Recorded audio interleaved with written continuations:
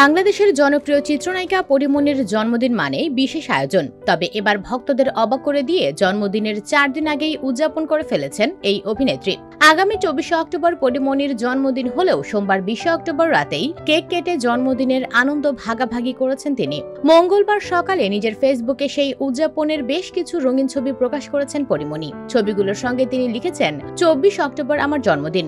গতকাল রাতেই উদযাপন করে ফেলল অর্ক, কারণ আমি এবার জন্মদিনে দেশে থাকছি না। কে এই অর্ক?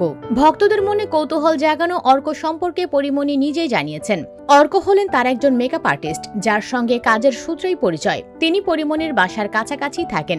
সময়ের সঙ্গে সঙ্গে অর্ক তার কাছে ভাইয়ের মতো হয়ে উঠেছেন। পরীমনির ভাষ্য, ও খুব ভালো রান্না করে, মাঝে মাঝে খাবার বিনিময় হয় আমাদের মধ্যে। ধীরে ধীরে ভাইয়ের মতো হয়ে গেছে।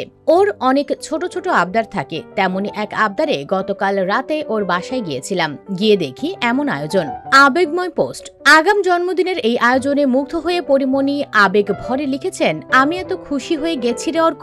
সারা জীবন তোদের মতো আপন মানুষদের সঙ্গে আমার জীবনের আনন্দ উদযাপন করতে চাই।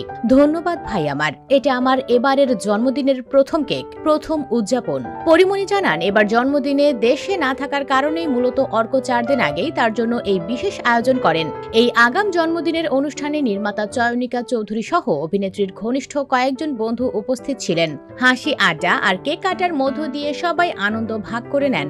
অভিনেত্রীর আগাম জন্মদিনের ছবিগুলো প্রকাশের পর থেকেই সামাজিক যোগাযোগ মাধ্যমে ছড়িয়ে পড়ে।